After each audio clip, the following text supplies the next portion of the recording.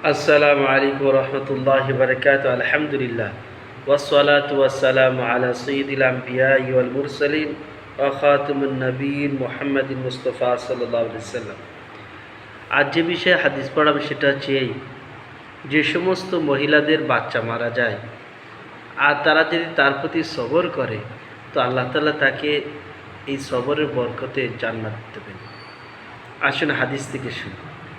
عن معاذ بن جبل رضي الله تعالى عنه قال قال رسول الله صلى الله عليه وسلم ما من مسلمين يتوفى لهما ثلاثة إلا أدخله الله الجنة في فضل رحمته إياهم فقال يا رسول الله أوسان قال أوسان قال أو واحد قال أو واحد ثم قال الذي نفسي بيدي إن السقط لا يجر أمه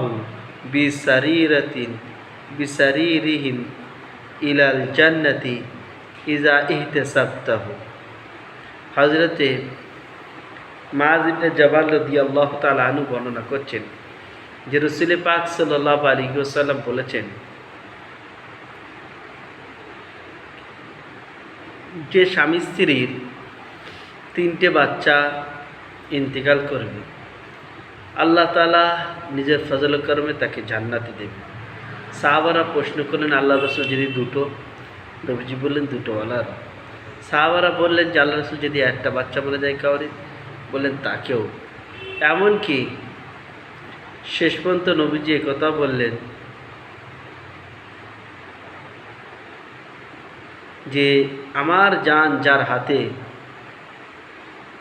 যার কুদরতে, যাদের বাচ্চা 5 মাসের 4 মাসের হয়েও নষ্ট হয়ে যায়, তারা যদি সবর করে, ইজা ইহতিসাবতাহ, ওই বিষয়ে সবর করে, তো আল্লাহ তাআলা তাকেও দয়া করে মেহেরবানি করে সবরের বরকতে তাকে জান্নাতে প্রবেশ করেন।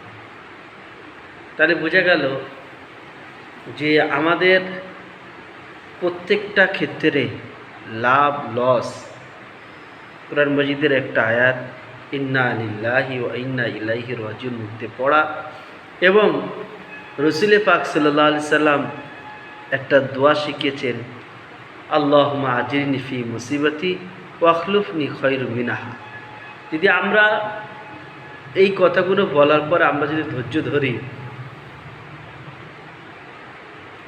আল্লাহ তাআলা অবশ্যই নিমাল বদল দেবেন।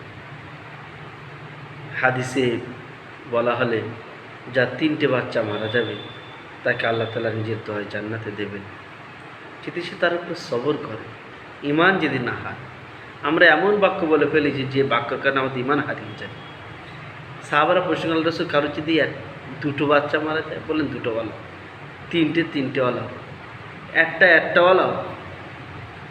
নবীজি এমনও কথা বললেন যে যদিও কিনা হাফ বাচ্চা, মানে 5 মাসের 6 মাসের বাচ্চা মারা গেছে, হাফ বাচ্চা হয়েছে মারা গেছে, সবে পেটে এসেছিল মারা গেছে, যদি সবর ধৈর্য করে আল্লাহ তাআলা তাকেও জান্নাতে, সেই স্বামী স্ত্রীকেও জান্নাতবাসী করবে। শর্ত লাগিয়েছে যে সবর ধৈর্য ধরা।